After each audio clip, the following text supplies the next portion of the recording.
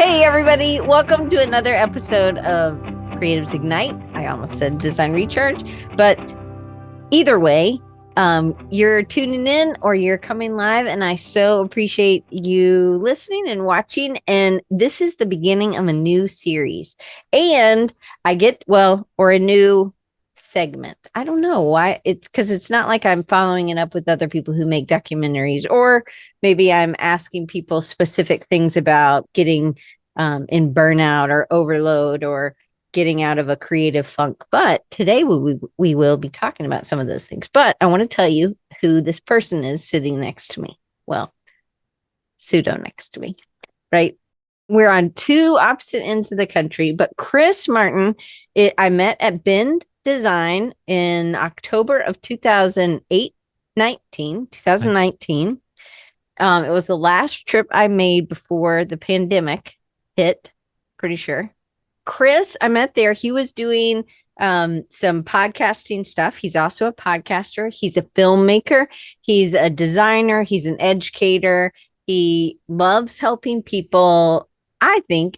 This is probably not your tagline, but this is what he does for me. And for a lot of other podcasters, he helps them to make this idea more of a reality. And I used to think, and I said this in the newsletter, so if you got the newsletter, this is a little bit longer of a newsletter today, because Chris is one of the people that has helped me hand over the reins. Chris, before we get into it, tell them who you are, where you are, and what you do. I thought you did a really good job explaining who I am, but I'll do it again just for posterity's sake. I'm Chris Martin. I live in Vancouver, Washington, on the other side of the country from Diane, as she mentioned. And I'm a filmmaker, podcaster, writer. I like to play guitar and keyboards and other forms of music. And I like to dabble in a lot of things and try things and fail and all of that good stuff. So that's in a nutshell who I am and what I do. Okay. Well, we all honestly, if we're doing a good job at being artists and creatives, we are trying new things and failing. Sometimes we might not share those things out loud with other people, or we might just share it with our close friends. But ever since Bend, Chris got to experience me in a very uncomfortable position at Bend. I was on a panel, and I was just being me, and I'm pretty positive. And there was somebody else on the panel that really didn't like me. And it was fine. It's totally fine. If she's not going to like me for me being who I am, that's awesome. Like it would have been bad if I wasn't who I was, but it was super uncomfortable. And I had this thought, I shouldn't be here. I remember walking to lunch by myself, and I sat next to some stranger, and we had a great lunch. And me and the stranger, not me and Chris. I mean, I hope you had a good lunch that day, Chris, but it was a very, I really did think, and when you're in an uncomfortable situation, you can't really see it. You can really only see it from your point of view. And I felt like I was representing myself fine. I actually just felt really bad for the lady who hated me. Because, anyway. So, but Chris got to tell me later kind of his take on this.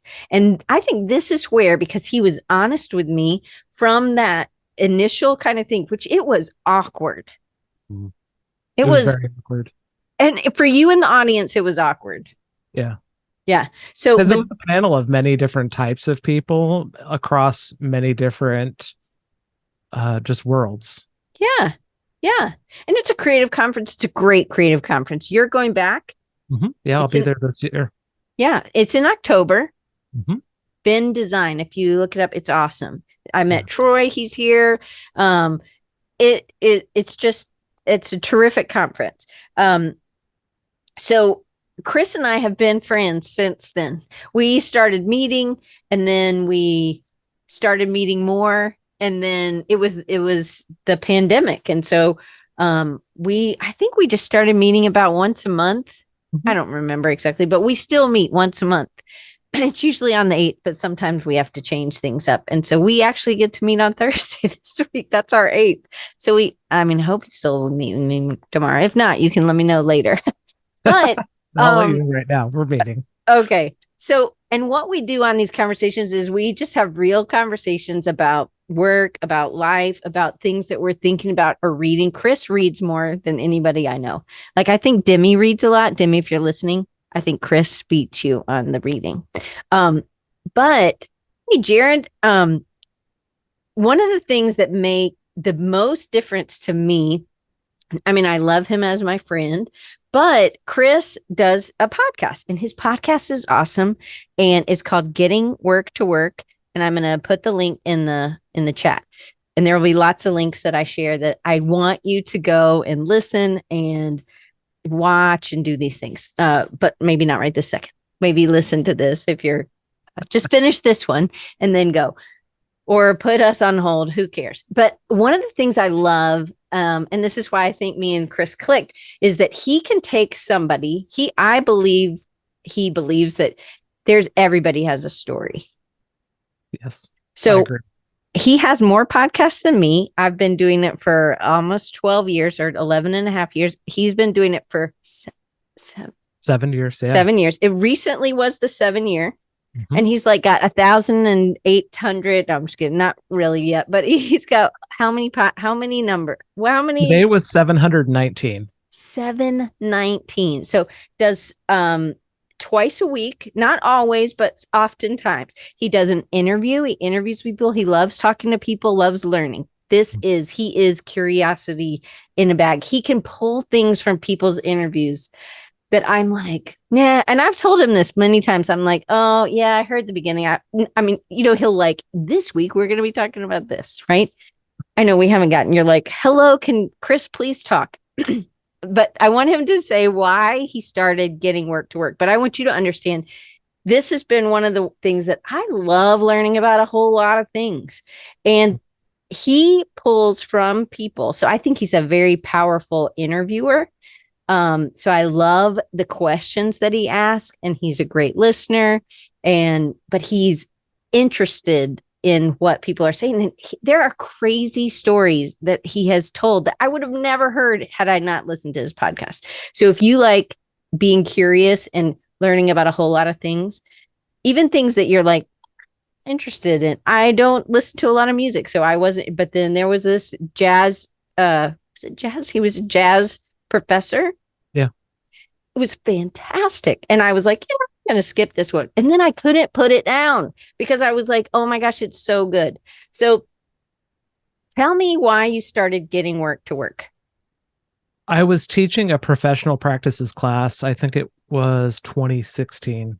And a student came up to me and just said, hey, I really love what you're sharing in class, and I wish you had a medium outside of the classroom so that more people could listen and learn from you.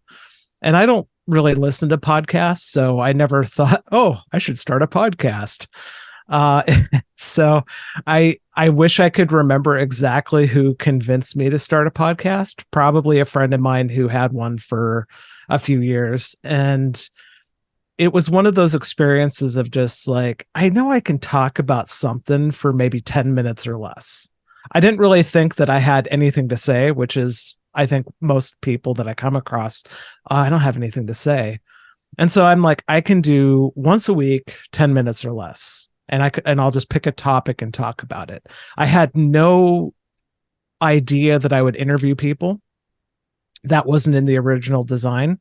Primarily because I was coming from a documentary background, and I was really comfortable sitting across the room from someone and being able to make eye contact and to feel the energy in the room.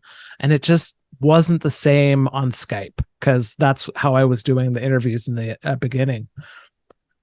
And then I got to about episode 10, I think, and I'm like, I'm going to run out of topics. I'm going to get boring really fast. And so I just reached out to friends and like, hey, I'd love to interview you. And it wasn't until I interviewed Alicia Colon, where she's like, can you turn the camera on and we can make that visual connection? I'm like, right, sure, we can do that. And I think that was the moment where the interviews really took off because of that experience with her. I think it was episode 58 was when we connected. And it was a mind blow. I obviously still remember it to this day. And I still credit that student every time I see her. I'm like, you're the one. You're the one that started this journey. And I think she loves that because it was something that was important to her. And the fact that I listened and did something with it made all the difference to her. Okay, so coming from a documentary, you have that of pulling the story out. You're asking people things and then you're recording it, but Mhm. it's you're not on camera. And you do this a lot. You still make tons of movies or tons of films for people, for your clients. You travel and you do this. This is one of the things that you do. So what was it about? Because you still do monologues. Mhm. So you after number 10, did you like then you started interviewing friends? Were you still doing the monologues? Like when did you get to be a monologue and interview a week? 'Cause it's a lot. I mean, I do one interview a week. I don't even edit. You edit it for me. And it's a lot. It's a lot to do. And this is a huge commitment, time wise, finding people. I mean, and you're every week almost, you are putting things out. Sometimes it's two monologues or, like there. Anyway, so, and 7 years is a long time to do it. Yes. Yes, it is. I think it was finding the schedule that worked for me. So I love the weekly cadence because what it does is it creates a structure that made sense to me. Since I work for myself, I need structure or else I just kind of flounder. And I'll do other things. So knowing that Wednesday is the monologue day, Friday is the interview day. And if I don't have an interview, that's when I do two monologues just to keep that rhythm going. And I think I dabbled with 3 times a week one year. So I did Monday, Wednesday, Friday. And that was a bit much because that required almost a double amount of interviews to go find. And I think that was when I really burnt out from it for a while. And I took a short break and then came back to it and stuck with the weekly 2 a week rhythm. Okay, so how did that scratch the itch? Was it just solving that need for that student, or what was it doing for you? I think what it did for me was validate my experience, the stories that I had to say, the ways that I could connect with people. It was more than just sitting in a classroom and trying to make a topic come alive. It was, well, let me see what I have to say about this topic this week. Or like right now, today's monologue was a reflection on vacation and like what this was my first vacation after a pandemic. And I remember laying in bed one night going, I don't even know who I am on vacation anymore. And kind of like reflecting on that. And I think at first it was dealing with all of the issues that I think beginner business owners will experience, like generalization versus specialization. And now it's more like the human aspect of business Mm, is a little bit more interesting to me. I don't know if okay, I answered your question. I think you I did. along the way. Okay, so one of the things I love is that I don't know, I don't think you prepare a lot of questions and you send questions, do you? I do sometimes, but I had an interesting feeling earlier this month was I kind of felt like I was relying too much on the questions and not Mm, listening enough. And so yesterday, my interview, I didn't send any questions at all. And it was someone who could kind of riff. Like some people need the questions to feel mhm, like they can be prepared. But I find that when I can have that launch off question of what are you endlessly curious about mhm. and really listen and take it all in, it gets to be a little bit more conversational and you get some unrehearsed gold. Yeah. That's stuff that's there that maybe people don't know they need to talk about, but we need to hear. Yeah. And you can We kind don't of, need to hear that rehearsed stuff. right. You can pull out some things. And I think this is one of your superpowers is because you are able to connect really with people, but you're also able to.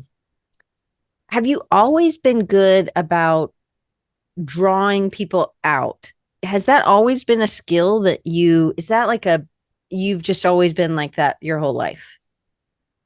I remember listening a lot as a kid. Like I didn't really show that I was listening and paying attention, and that got me in trouble a lot because I'm a wanderer. So like I need to wander around and touch things. I'm a very tactile person. And so I would get in trouble sometimes because they're like, "Oh, you're not paying attention." And yet I could recite back everything that was said. And so for me, it was more about just listening to what was going on, what the emotions were, the frustrations. And I didn't really ask a whole lot of questions in the earlier years. It was just listening. And I think as I got into documentary, I started also really getting into this old journalist named Bill Moyers, not Bill Maher, Bill Moyers. And he had interview shows all the time, and he would release interview books, which were edited from his documentaries and conversations. And that's where I really got hooked with questions, was reading how he would draw out those questions from politicians and pop culture celebrities and artists and writers. Okay, well, I one other thing that blows me away is that you do read a lot and you read a lot of all kinds of things. And I do think you are curious. And you do that as the one question he asks either at the beginning or the end of every episode. And it's kind of nice to have that as something that, as a listener, I can always, ooh, what are these people curious about? Is this going to be something that I am also curious about? Or is this going to be somebody who's just so different from me? And I like that. So, what are you endlessly curious about? I'm endlessly curious about two things: what people really want to do with their life, Mm, and just knowledge in general. And okay.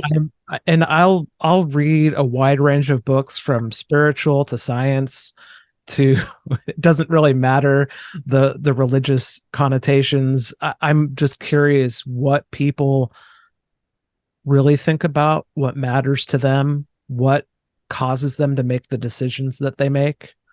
Because I think we live in a society that tells us we need to be a certain way in order to be accepted, as opposed to just accepting people for who Mm, they are and where they are. absolutely. I love that about you. You are very accepting. And I think that's one another reason people feel comfortable with you on the I mean, people from all different kind of backgrounds, all different kinds of things that they're interested in.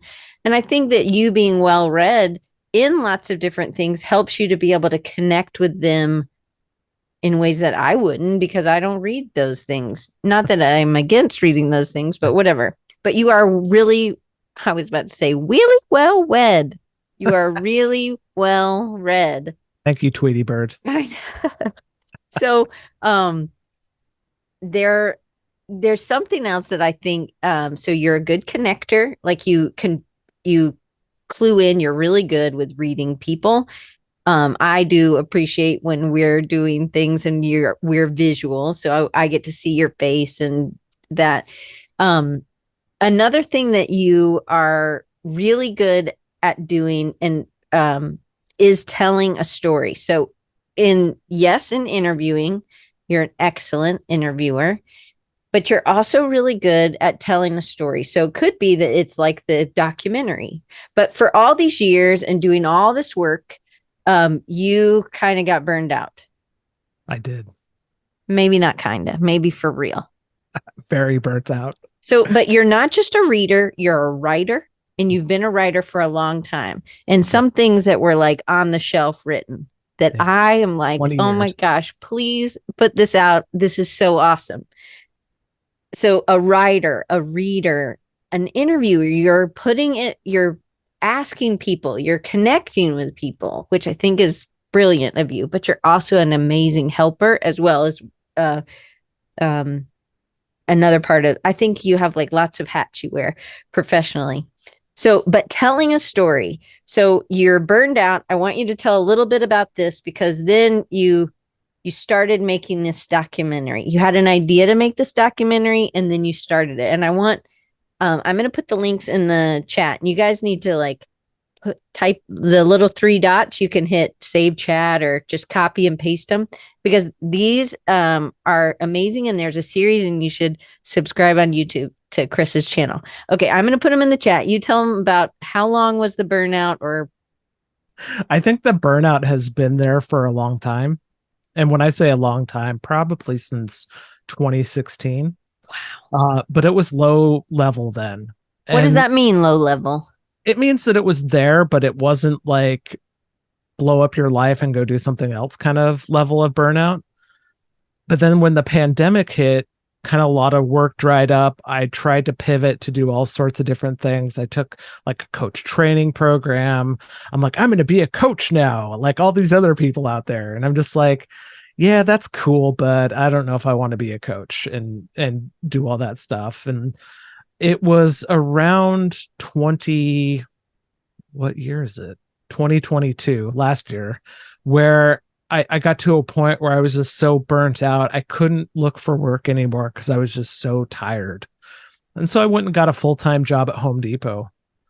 And And man, the podcast during that was awesome too because you were learning so many things. yeah, it was great for a little bit because I was learning things about myself. But retail, people that love working in retail, God bless you. That wasn't me though, because my body just kind of broke down from 20,000 steps a day and pulling 100-pound toilets off the shelf and just got really tired.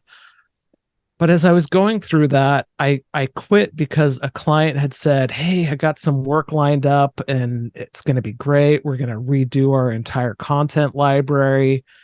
And then it fell apart after I quit the job. And that's when the burnout really got worse.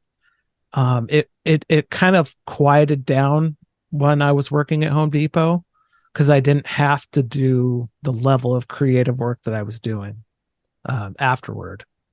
And so there was really a reckoning of how am I going to deal with this? And one of the things that I've done in the past was I made a documentary series in 2010 called Innovators of Vancouver. And that was just a way to practice telling stories and learn my equipment and connect with people. Those were my benchmarks for that.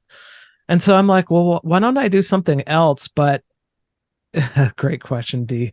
Does burnout mean I'm not making enough money in ratio to the work I'm putting out? Yes, 100%. Because it wasn't the reflection of the creativity that I was doing. It was flat out money. Well, Because creatively, did you feel like you were burned out also? Like you couldn't tap into? I mean, you had already written a book at this point, but yeah, it's and you typed it in, you're in the editing phase and you had to put it down because it was too, there were other things bubbling up. I think money was there's a very long standing relationship that I have with money. And this is connected to the burnout because I just hit a point where every time my business would get to a point financially, I would get to that barrier and be like, I don't want to deal with what's on the other side of this barrier. And generally it was, what if the money doesn't come? What if I have to deal with not being able to pay bills? What if I have to deal with the unknown? And that's generally the quit point where I would quit and go do something that I knew there was certainty. And then about 4 months would happen and I would jump back to my business and I would have to start over every time. And so the documentary series wasn't a response to the barrier. That was just an idea that I had had for a long time of wanting to tell these stories visually, because I would meet all these artists, and artists don't translate sometimes well enough to an audio platform. Sure, their philosophy of art is so fascinating, but I also want to show the work beyond just a photo. And so I'm like, well, in January of 2023, I'm going to really launch the documentary series. And in my mind, I had grand aspirations of I'm going to do it every month. No, that didn't happen. Which it's a Um, lot. It's a lot to, I mean, you're filming, you're going out, I mean, at the interview, you had an idea of that you could do it in a weekend, I think. I did, yeah. Initially, I'm like, I'll do, the interview, I'll get all the B-roll, and we'll call it good. And so the first episode with Jack Kent, we did the majority of filming in about 3 hours in the afternoon, but then we had to meet up again to get some stuff. And then that was great. It was a good amount of work for that first video. But then I met Highland cows, and that was one of those experiences where I think I went to the farm 4 times. I went to Cumberland Markets twice, maybe 3 times. And his farm is an hour from my house. So that's about an hour each way of drive time. But I loved it. It was one of those experiences of like, I've got something here. I've got something for me and for other people. It was pretty cool. Okay, so in this, you have ideas of more people. It's not, I mean, you're still doing it, but what I hear is that doing this once, releasing it once a month was too much for you to do while you were trying to do client work and all the other stuff, right? Yes. Oh, way too much. And I misunderstand my own ability sometimes.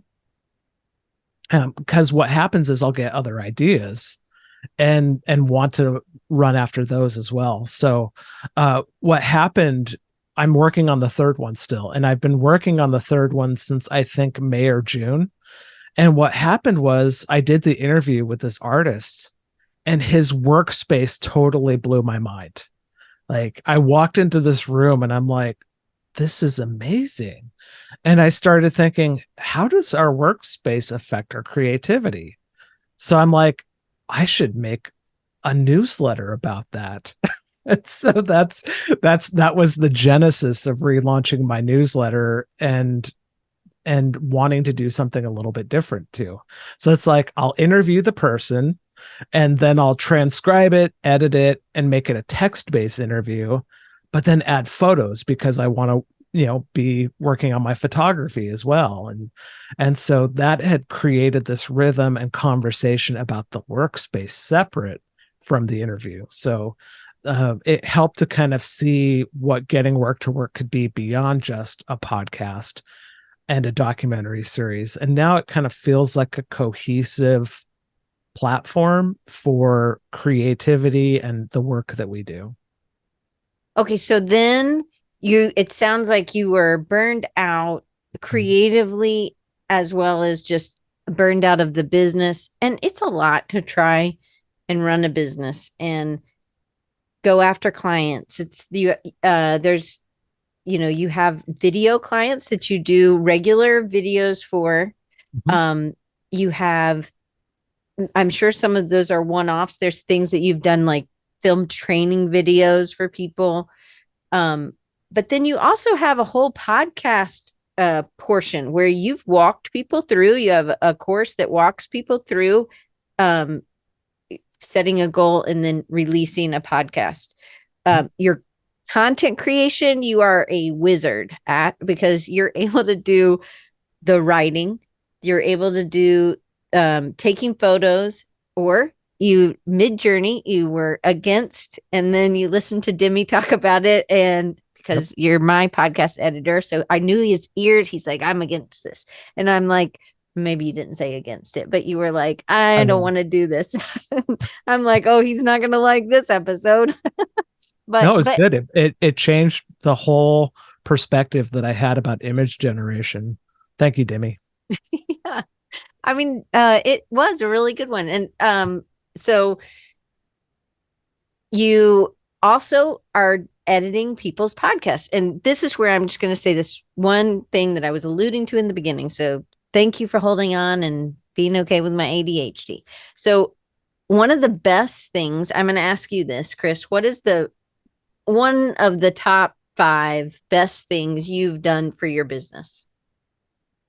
And I'd love everybody to answer that. Like if you're watching on YouTube, type that in the chat. If you're here live, type it in the chat. What's a decision you've made, Chris, that has been the best thing you've done for, or one of the best things you've done for your business? Stop quitting on myself. Ooh. When I would find myself near that barrier of what is on the other side, generally it had nothing to do with clients. It had everything to do with me. And I think it was a commitment to the vision that I had for my art and for what I wanted to do for other people. And I think I recently had one of those aha moments where I knew that I had been quitting myself.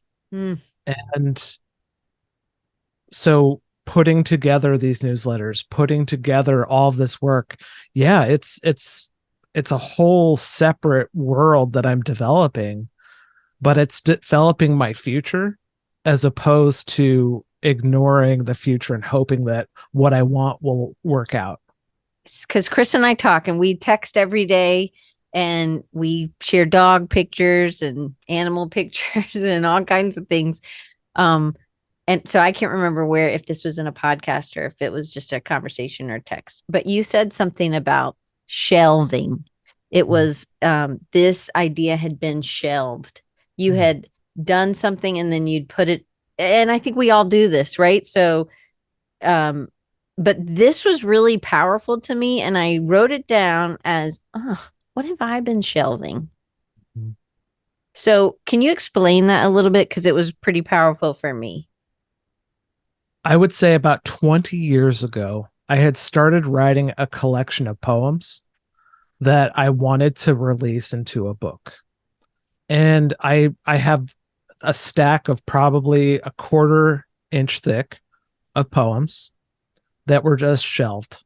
I set them aside because one of the things that happened along the way was someone said these aren't good enough. And generally my response to that is either quit or double down and be like, I'll show you. And so a lot of my projects are responses to I will show you.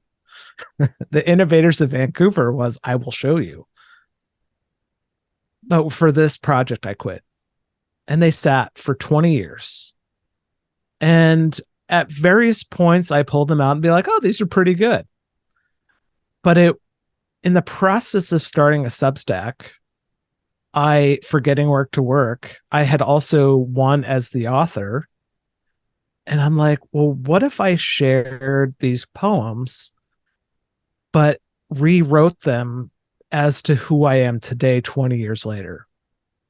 And so in a way, I'm kind of having this conversation over 20 years time between this dogmatic, idealistic, hopeful person to someone who's a little bit cynical, a little bit world weary, a little bit hopeless at times.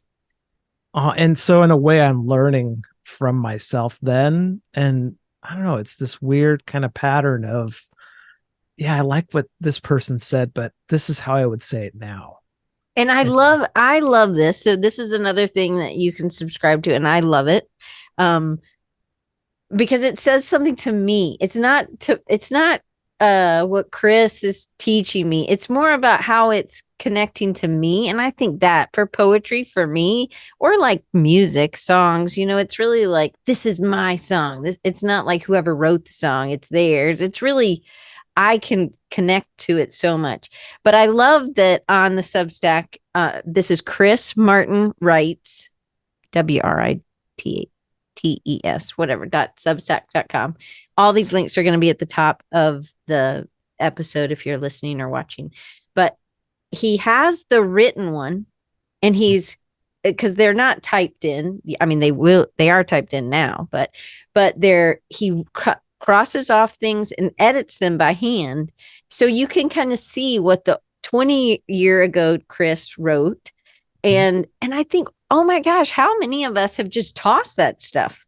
Like we can't actually come back to who we are and see how much growth and how much and I think that that's one of the things that's so powerful to me about being kind of voyeuristic a little bit on for this, but it also I really love the poetry. And I love that Troy said good enough. That's subjective. It's always based on opinions, and opinions are always changing. And I totally agree with that because, but how much we are holding on to what someone else said. And as a teacher, man, I think, man, it's so heavy Yeah. weighted on me because I don't want to be the teacher. I know I'm a hard teacher and I say a lot of things that are not, but I'm trying to get them to get a job, right? I have reasons why I'm hard. Oh, and Jared says, Chris, you're speaking to my soul today. I'd love the opportunity to meet you directly. Talk. Anyway, would that be possible? I love Jared. He's awesome. Met him at Creative South. So the burnout, you had this idea and went 10 years ago. You did the 2012, you said? For teaching or For the Innovators of Vancouver. That was 2010. Yeah, so 2010. 13 Okay. years. Okay, so yeah, I'm not great with math here, buddy. Okay. I have a so calculator on my computer. so in 2010 you did this Innovators of Vancouver. You still liked this. This was a I'll show you. Yes. And I just think there are so many things that I can relate to. I think Jared can relate. I think probably Dee can relate as well. I think that if you relate to either shutting down because somebody said something to you and just never going in that path, or saying, you know what, buddy, I'll show you. Right. Yeah. And that is really a commitment to yourself, which to have done 710 episodes of a podcast where you're not with other people in the room like we are right now. You know, I can't do it without this. This is the only way I can do it. And I appreciate y'all being here. But like to know that there was something that one person said, what do you say to that Chris from long ago that listened to the person who told you that these poems weren't very good? Did that person write poetry? Yeah, he did. Oh, He's he's a dabbler writer, I would say. But I trusted his voice then. mm, And so I needed that external validation as a creative then.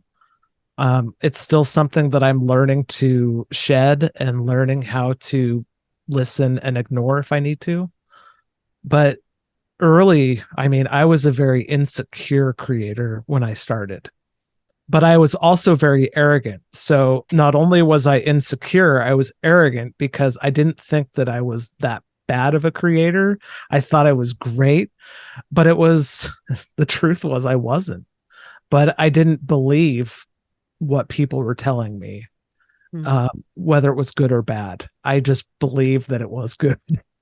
So I had to learn over time to balance that and get better and to practice and to fail, because early in my career I didn't want to fail. I thought that failure meant that I wasn't good, whereas failure has no reflection on whether you're good or bad. It's just, did it work or not? I love that. You should write that down. That is amazing. When I And that, edit this, I'll write that down. okay. But to me, that is, we do when we're, and I'm not saying young, I'm saying young at whatever we're trying. We Yeah. tend to not want to fail.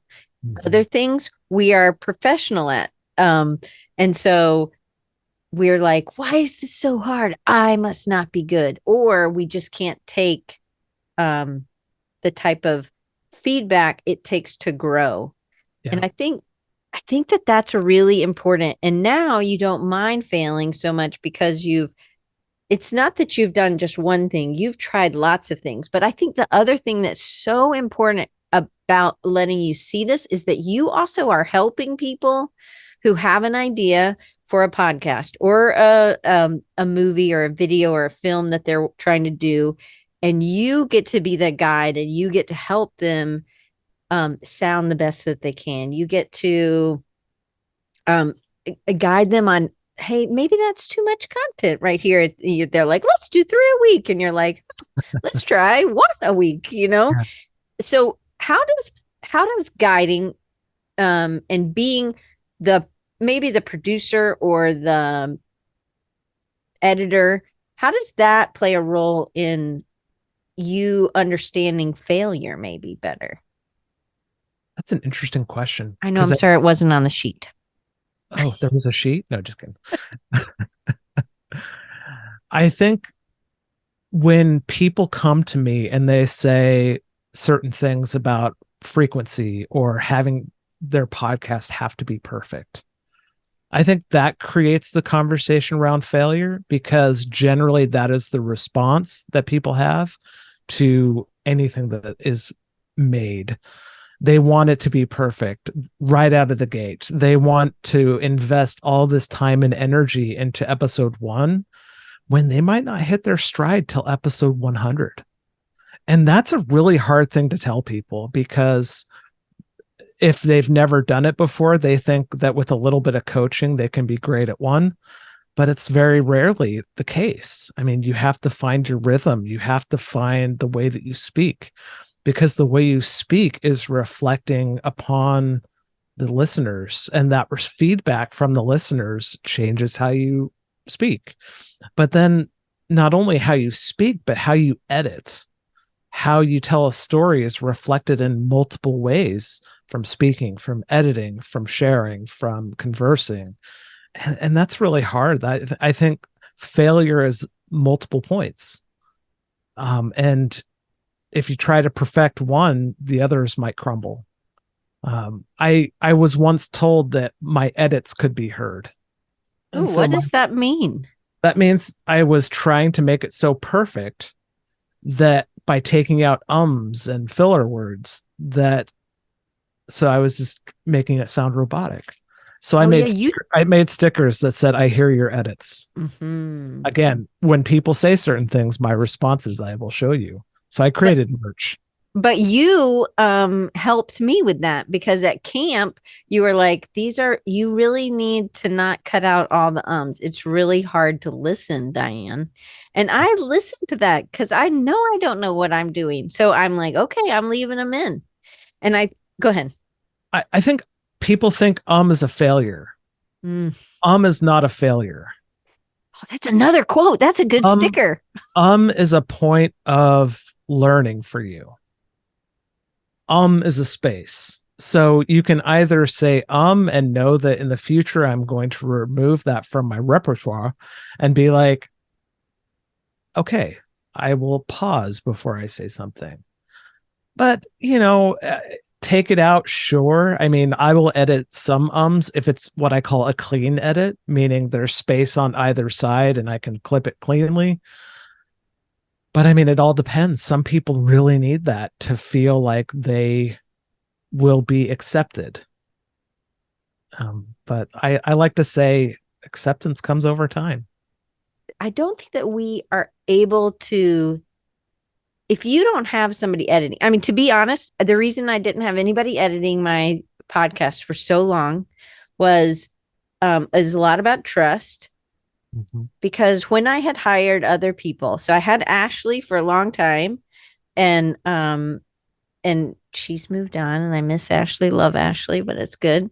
People have got to do, you want best for people.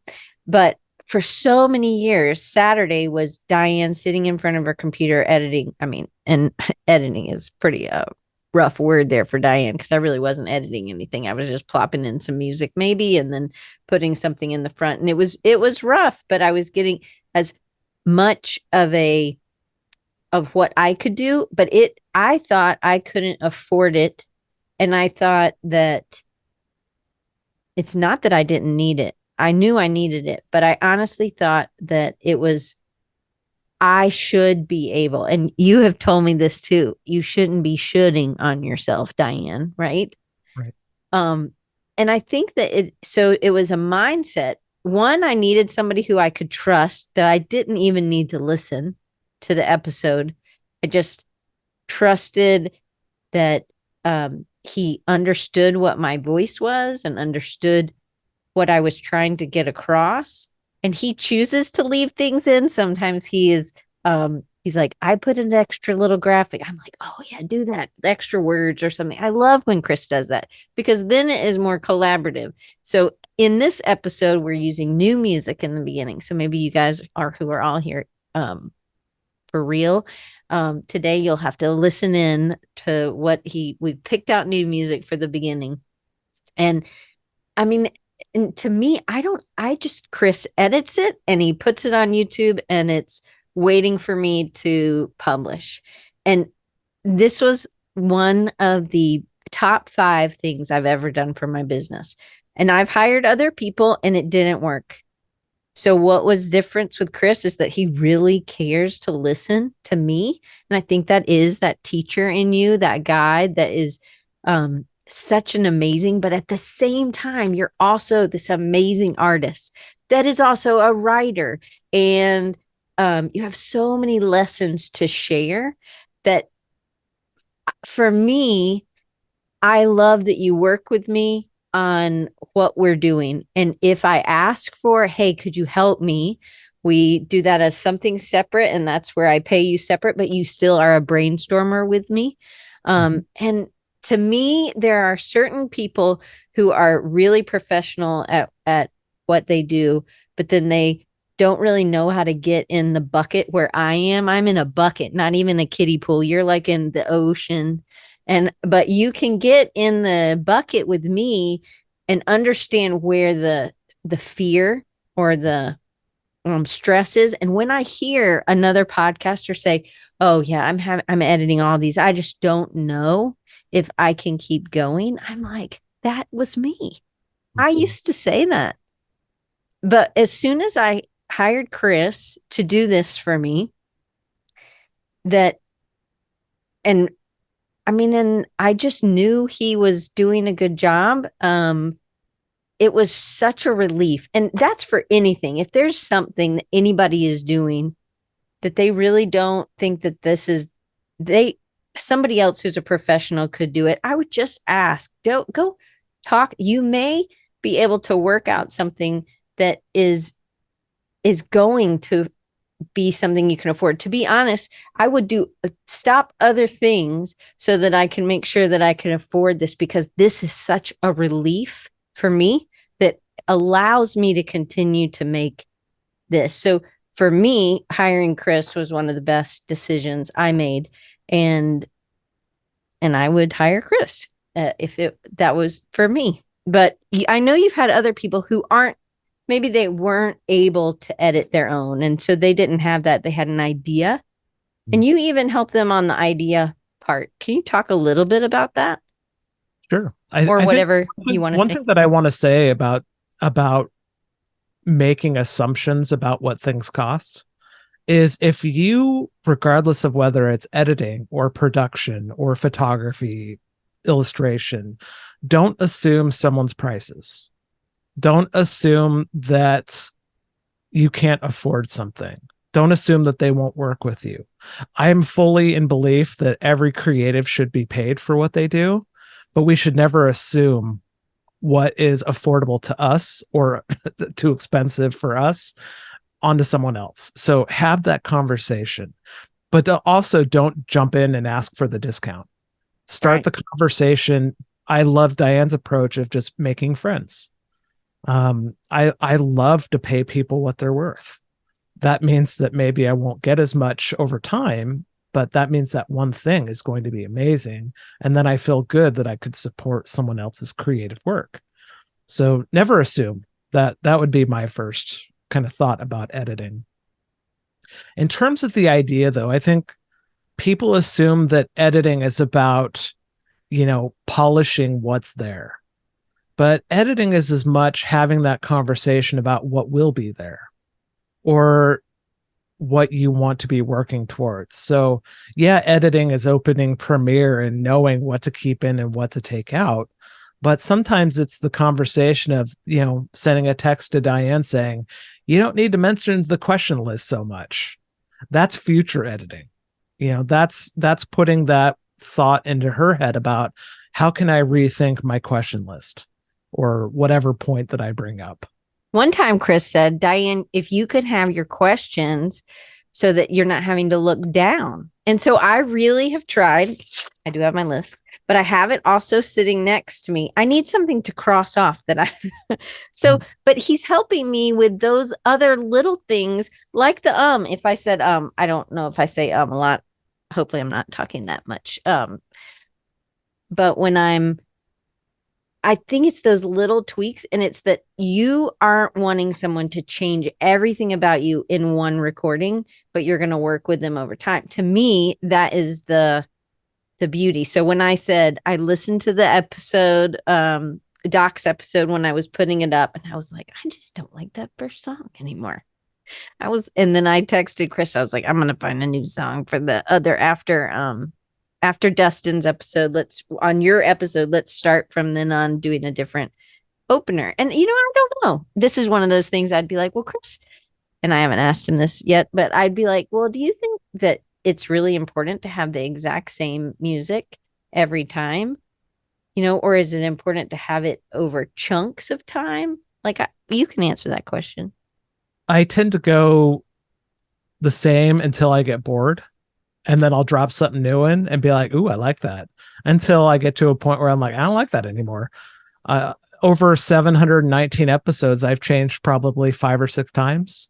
Sometimes interviews have different music than monologues. It just kind of depends. And I think the nice thing about me being able to edit my stuff is I can just be like, all right, I'm going to try something new this time. And I don't have to ask for permission. I don't have to have a conversation with anyone else. But then, like with you, Diane, I'm like, I'm not feeling this music anymore. And we both had that same thought about the music. And that's cool. That's collaboration. Yeah. And I think that that's also something you need. You need to be able to, and maybe you're just really good at this, knowing how thick my skin is in certain areas, to be able to say, hey, what about adjusting this? Can you try not to do this, or try to do this, or whatever it is? And I think you do have to read. If he just came there's still one thing he told me about, and I still haven't fixed it because it's on a list and I have to go back and find that list, but I want to fix it. He knows exactly what Your I'm Apple talking Podcast about. picture. Yes, because I couldn't figure it out, but Chris figured it out, and then I just haven't had time. And it's like, that is one of the things before the end of the year, because I want all the bad things to happen in 2023. I want that to be something that is moved on. So in 2024, I will have a new Apple Podcast picture for sure. So I want to go back a little bit to the special projects, because I think that this is giving you new life. It has for other people when they do special projects. When I do special projects, you're encouraging me. Oh my gosh, if you have him as somebody that helps you with editing, this is again one of the things that I love about Chris is, and I know you do this to your other podcast people because you've told me, maybe you don't message them as much as you message me because you're my friend. But like, you are when I publish something, because he knows what my goal is, when I publish it, he is there and cheering me on. And that is something you don't realize that you need. And when I have a good episode, he's like, wow, that Demi episode really changed my mind about Midjourney or AI creation of images. And I Right. just think that he's listening. If he's not here live, he's listening. And to me, it's just really important to have people who are that you're going to collaborate with and work with, that can listen and be on the same page. Okay. So how do you schedule in, now that it's been going since January, you get a better idea. How do you schedule in these special projects? So when it comes to like the podcast, so I would classify everything that's getting work to work as a special project.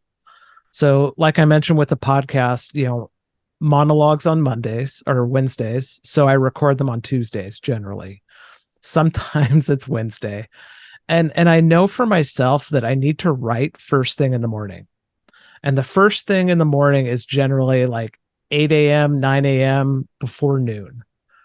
And then on Fridays, I'll be releasing the interviews. When it comes to the newsletter, though, the frequency that I found that works really well is I like Fridays. And so I have kind of a plan, a structure of week 1 of the month is like an essay or some updates. Week 2 is the At Work With series where I interview creators about their workspace. Week 3 is Feed Your Curiosity. Week 4 is Spark Your Creativity. What if And there's a week 5? then it's a giveaway. Woohoo! And again, I have like this sheet of paper over on my wall that kind of breaks down all of those schedules, that structure. Did you And have then that? When did you start that structure? when I had the idea to create these different focuses of the newsletter, I then had to like write it all down through the end of the year so that I could see it and feel like it wasn't going to be too much. So is this something recent in 2023 or was this earlier? No, this was recent. So this was, would say probably, I'm going to look at the wall here. I would say in June or July, it was okay. I have these ideas. I'm going to just schedule them out and see what happens. It was an experiment. So in experimenting, so one, I'm hearing I need to experiment, especially even in content creation, if you're having so that you don't burn out, but you also have a structure to be able to tap back into. Yeah. Was there any other so you're doing client work, you're doing getting work to work. Then what about the how did you find time for the documentary? That one's a little more challenging because it requires so much additional out of the office time. So writing is one thing. I mean, I can just sit down, I'll get an idea while taking a shower or driving in the car or laying in bed feeling the existential dread of who am I on vacation. Whatever it is, but going to these documentaries is a little bit hard and I still have a little bit of imposter syndrome to work through on these documentaries. So even with this third episode, I'm like, oh, it's not going to be good enough. Or what am I going to do for B-roll? So I have this weird existential, imposter syndrome that I'm going through. And it's just part of the journey, I guess. And I think it's just making the time for that as opposed to using that time to worry about it, using the time to work on it. I love the documentaries. And for me, it was like, um, when you smell cookies and then you get to eat the cookie. And it was like, I knew it was coming, but I finally was able to eat these cookies and they were delicious cookies. And they're just such a neat story. And for me, it's such a great addition to getting work to work. And I love that you had an artist, Jack Kent, in the first one, but then the next one is this farmer who used to be a lawyer, or I guess he's still a lawyer, whatever. He But is no longer a lawyer. well, he might still pay his bar fee. Who knows? But maybe not practicing. But he has these super cute Highland cows. These Cute and delicious. they're really cute. Oh, I don't know about delicious. I haven't eaten any of They them. are. But and you told this really different, maybe it's not so different, but it's a different kind of story. So you think, oh, it's artists. We'll see all artists. And I loved, again, that's why it's so great with getting work to work because they're always about all kinds of different things. Yeah. And I love that. And I mean, I also really think those cows are cute. And I've seen them in Scotland and I would like a drawing of them. But so really this is some now in the beginning in January, it wasn't so much the imposter syndrome. It was more you were excited and you were having fun. Yeah. Well, I think it's always kind of there. when it comes to video, because I think there's so much video now on YouTube, and some of it is just amazing. I mean, people just sit around and play with cameras all day, and it makes you feel bad about, your work. But I have to remember what is my goal. And I didn't necessarily have a goal of what I wanted getting work to work to be. And now I want it to be like my future. Like one day in 2 years, I want it to be what I'm making a living from. I want to make a living from the podcast, the documentary series, the newsletter.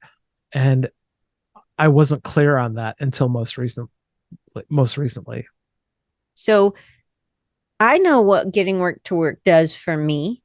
What do you want it, the whole thing, the newsletter, the writing, the what do you want it to do for the audience?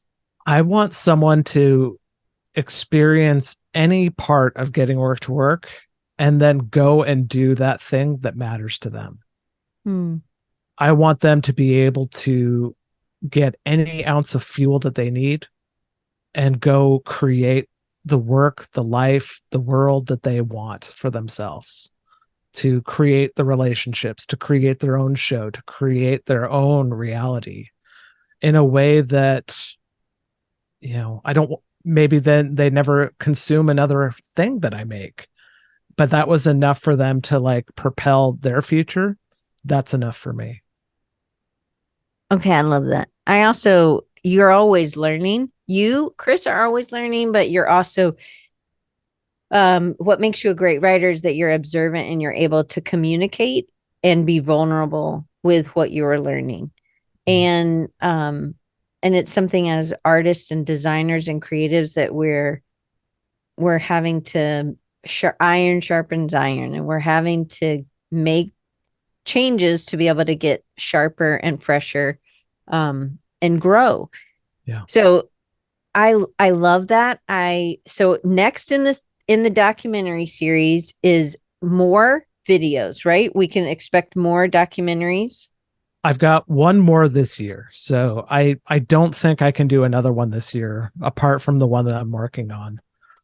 I think if I can do for 2024 a quarterly release, I think that'll be very realistic based upon how I think about next year. And then in 2025, if I can do one a month, that would be awesome. Okay, so in 2 years, if you're doing getting work to work is what you're doing full time, how are you finding new people? How are you finding new people to have on the podcast? How are you finding new people to make documentaries of? Is traveling something that you're doing? Because I don't know how you meet all these great people. When it comes to the podcast, that one of the things about podcasts is that it's a public forum. So your information is public. And so I get on PR mailing lists a lot. And so I get pitched daily. And sometimes they're really interesting people, and other times they're clunkers that I don't really want to talk to. And I just, that's just the reality of it. So I do get a lot of pitches that I respond to, but I also am an observer, like you said. And so I'll reach out and be like, ooh, I really want to talk to you. But what's great is now having multiple things, I can be like, I don't know if I want to commit to an hour with them. They're going to be more of a documentary series that I want to spend more time with. Or they might be great. Like their workspace is amazing. So maybe they're going to be the workspace. Or maybe it's just like, I want to share their work to someone else. And so they're a link on the newsletter. By having those multiple forums with different levels of commitment for myself, I think that creates a forum for multiple levels of commitment for other people as well. Okay, I love that. All right, so who's your ideal customer or client? And well, before I ask you that, so what about the book? Oh, the book. Yeah. So You really have two books now, a poem book and a book. Yeah, I've got way too many things clunking around. But that's part of the getting work to work full time, getting work to work, those things, those kinds of projects. Correct. So one of the things that I launched just recently actually was a paid Substack. And the reason that that came about was I had a friend. Well, part of Substack is you can pledge support before you turn on paid newsletter, and it kind of gives you a clue that people value your work. And so a friend said, I'd spend $8 a month on that. And then I'm like, oh, that's really interesting. And I had several other kind of things happen to where I'm like, there's something here. And so I turned on the paid newsletter, and my idea was I would create a version of this program that I created during the pandemic. And so I called it Forge Your Future. And each week I would just send a prompt on Substack and just be like, this is the prompt for this week. This is what I'm working on. But instead of it being a passive thing where I just share it and never do anything, I'm like, I'm going to finish my book in 16 weeks. And so on January 2nd, 2024, I'm going to release the book called A Curious Journey. It's kind of a memoir about my relationship with curiosity as it relates to myself, with relationships, and with community. It really, I've on the podcast, you've read some. Mm-hmm. It isn't, it is about me. It is about you. It is about, I mean, if you're a creative, you're going to feel like it's about you. So to me, um, it's really good, and I can't wait for this to finally get released. And Okay. there will be an audiobook version as well. Yay. That's the way I like to listen. He knows that, but he doesn't listen to podcasts. So, Just or by audiobooks. produce. Okay. So my one question, the last question was, who is your ideal customer or client? Let me read it up here. Look, I'm using what you've taught me. Are there any projects or clients that you're looking for, or what work are you open for right now? I think the main thing that I look for is someone who has something to say. Maybe they have a little bit of trepidation or fear or insecurity around it. And I find that when they're looking for someone to really bring out that story, Mm. that's what I enjoy the most. If someone's already polished and coming to me to polish even more their polish, it's not as interesting to me. But if it's someone who really wants to form this diamond of a voice, I'm more interested in that.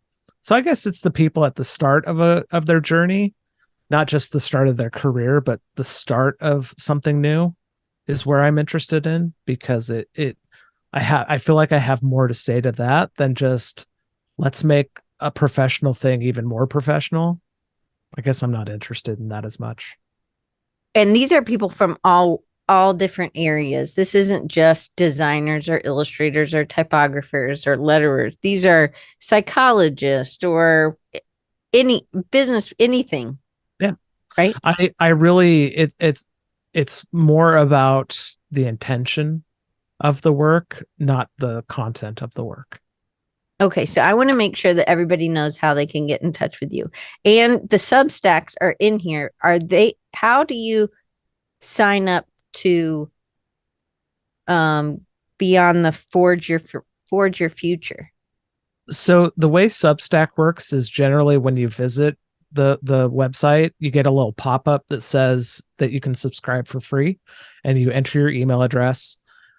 With the Getting Work to Work Substack, there's the free stuff, and then there's also a paid version, and it's Stripe. So you enter your information, and you can be like, I want to do it monthly, or I want to do it yearly. No obligation, of course. There's always going to be stuff that I give away for free just because that is my nature. But it automatically pops up for us. There's not like some extra place we have to go. No, it's Correct? just when you subscribe, and Okay. then you can manage your subscription. And it's I really like the platform a lot. There's something about it that speaks to my level of creation. And it's a whole ecosystem that I'm still learning about, which is great. So I just want to read these out. So Getting Work to Work, and that's TO for 2.com is the podcast. The Mhm. newsletter is Getting Work to Work.substack.com. And Mhm. then on YouTube, please go watch these and subscribe to his channel. They are terrific. If you are curious and you like to learn, they are short documentaries that you will want him to keep going, but he's coming out with another one sometime in 2023. So just it's these again, you're smelling the cookies. So we will get to eat the cookies. That is youtube.com/Chris. Well, it's at the at symbol Chris Martin Studios, which I know there is another Chris Martin, supposedly. I don't know, he's in some band. But this is Chris Martin Studios with an S. And then the company website is chrismartinstudios.com. So if you were like me and you needed podcast help, or you wanted to do a workshop or a course or a video or podcast, I do a lot. Sorry. yeah, no, I'm trying to think about the things on the website and the pull downs. Then you need to check him out at chrismartinstudios.com. And then the poems are at the Substack as well. And that's Chris Martin Writes, rather the WRITES. And then leave him a comment on the Jack Kemp video or the Rick Marston video or both. And because I'll look and see, and you can always tag me in that. You can just say at Creatives Ignite. I think the cows are cute too. That would be awesome. I would love to see. It's just nice to see things being put together, and they're really well done. We didn't talk about how you met the guy, but you met him at the farmer's market, right? No, I actually had a friend who volunteers at the farmer's market that he goes to. And so I was looking for a farmer because for whatever reason, I'm like, oh, farming would be interesting. And so she's like, oh, you should talk to this guy. And so I called him and we talked for about an hour. And he's like, all right, I'll do whatever we need to do. That's awesome. We did. All right. Well, I hope that you guys enjoy it. I'm glad that Jared, you were here and you that it was speaking to your soul.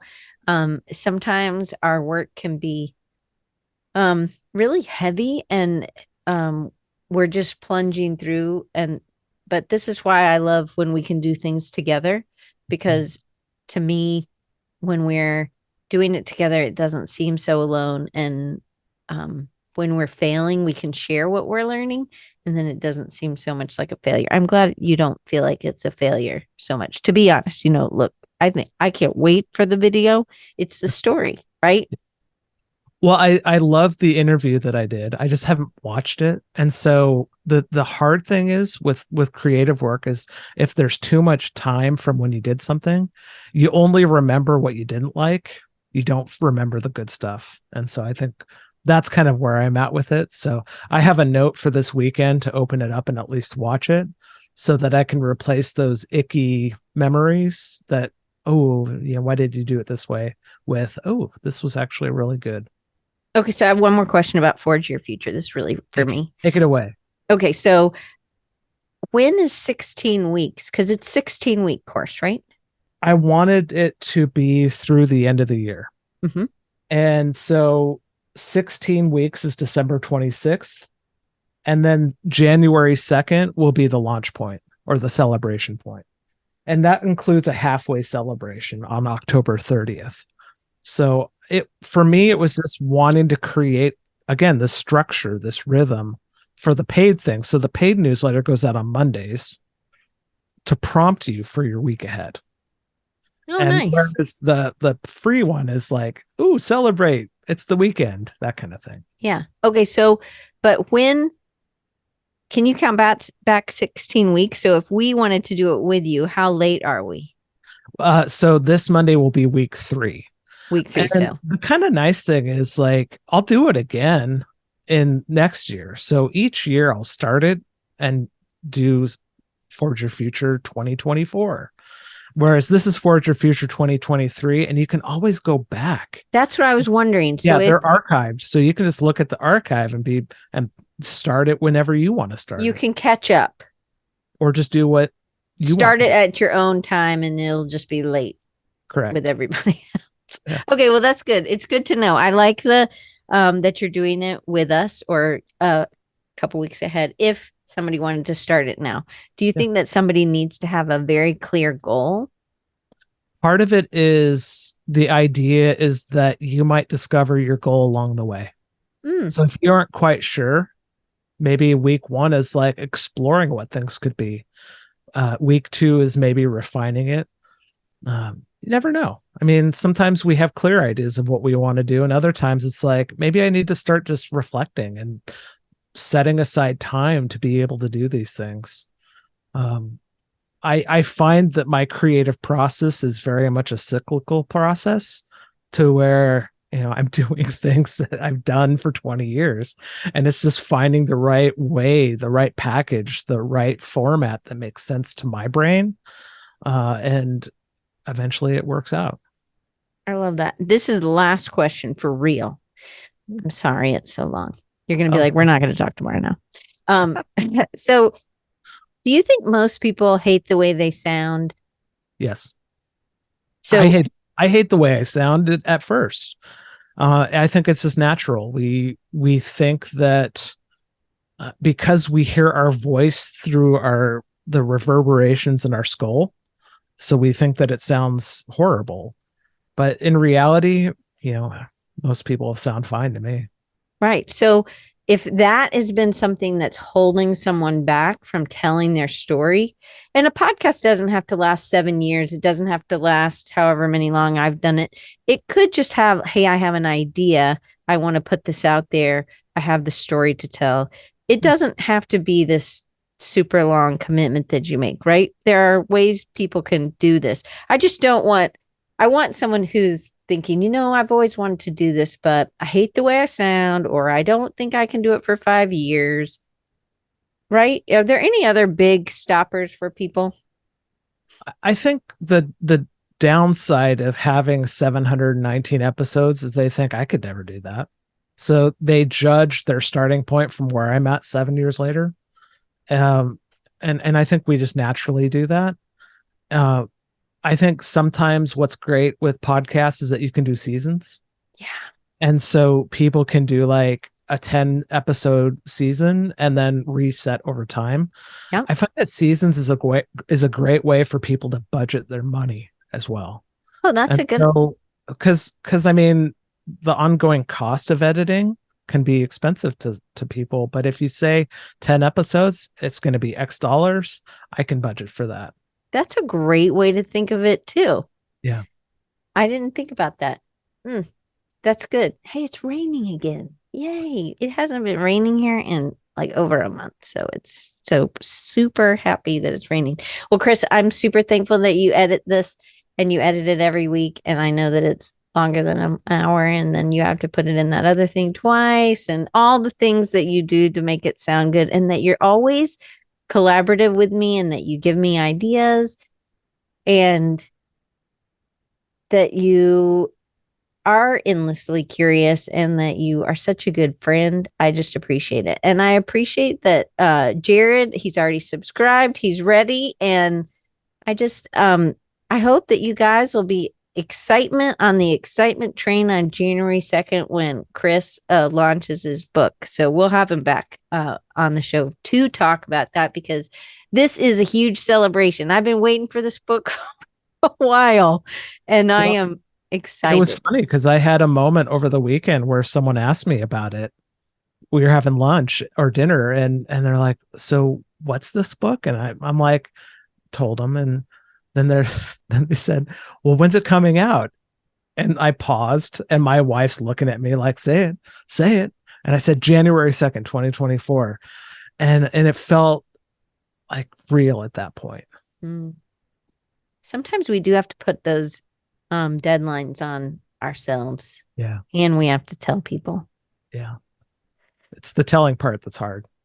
And the other thing is that we won't have a show next week because I'm taking the week off because I need to read the book, finish reading the book of the guy who is going to be the week after. And I'm really excited. It's about play and creativity. So I can't wait for to have him on the show. And but I've just been overloaded and I'm trying to listen to my mental health and my body. And when I'm needing to take some time, I am just going to take it. It was planned on a rapid recharge, which we know is never rapid. It was going to be one of those, but I'm just taking it off so that I can get the things done that I need to do.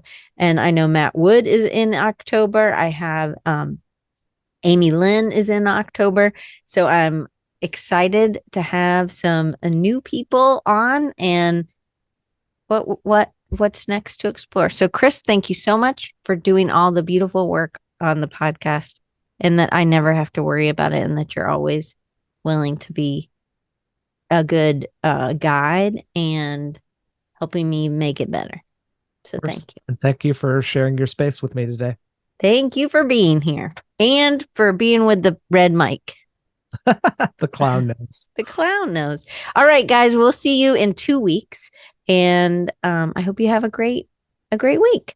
Okay, so I wanted to remind you that you can help my friend Doc and his wife who is having a second round of cancer. So if you want to help save the tatas again, you can click on the GoFundMe link that's at the very, very tip top of this episode.